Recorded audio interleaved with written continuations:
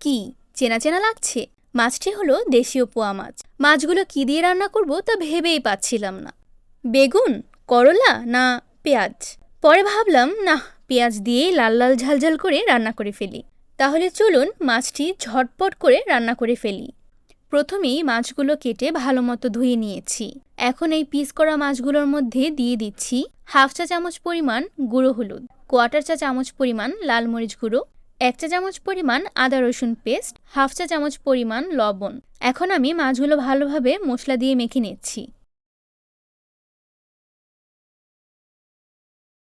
একটি পাত্রে দিয়ে দিচ্ছি হাফ কাপ পরিমাণ রান্নার তেল। এখন আমি এই মাছের পিসগুলো এক এক করে দিয়ে উল্টে পাল্টে ভেজে নিচ্ছি। মাছের পিসগুলো খুব সাবধানে উল্টে পাল্টে নিতে হবে, নয়তো মাছগুলো ভেঙে যাবে। চুলার আঁচ মিডিয়ামে রাখতে হবে। মাছগুলো ভালো মতো ভেজে নেওয়ার পর এ পর্যায়ে এক এক করে তুলে নিচ্ছি। এখন একটি পাত্রে 2 টেবিল চামচ রান্নার তেল দিয়ে দিচ্ছি। তেল ভালো মতো গরম হয়ে আসলে এ পর্যায়ে দিয়ে দিচ্ছি পেঁয়াজ কুচি, 1 কাপের থেকে একটু বেশি। ভালো মতো নেড়ে চেড়ে দিয়ে দিচ্ছি 8-10টি কাঁচামরিচ ফালি। যেহেতু এই তরকারিটা ঝাল করে রান্না করব, তাই আমি কাঁচামরিচের পরিমাণ একটু বেশিই দিয়েছি। দিয়ে দিচ্ছি আদা রসুন পেস্ট 1 টেবিল চামচ এবং কাঁচা জিরা পেস্ট হাফ চা চামচ, 1 চা চামচ হলুদ গুঁড়ো, হাফ চা চামচ লাল মরিচ গুঁড়ো। হালকা নেড়ে চেড়ে মশলাগুলো কষানো হলেই এই পর্যায়ে দিয়ে দিচ্ছি 2 কাপ পরিমাণ গরম পানি। দিয়ে দিচ্ছি হাফ চা চামচ পরিমাণ লবণ। আমি এখানে আমার স্বাদ অনুযায়ী লবণ দিয়েছি, আপনারা আপনাদের স্বাদ অনুযায়ী লবণ দিয়ে নেবেন। ভালোভাবে নেড়ে চেড়ে ভাজা মাছগুলো এক এক করে দিয়ে দিচ্ছি।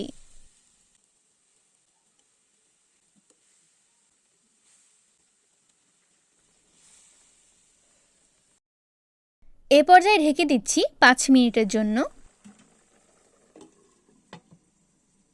5 মিনিট পর ঢাকনা ওঠানোর পর তরকারির ঝোল যখন একটু শুকিয়ে আসবে, এ পর্যায়ে দিয়ে দিচ্ছি ফ্লেভারের জন্য 4-5টি আস্ত কাঁচামরিচ।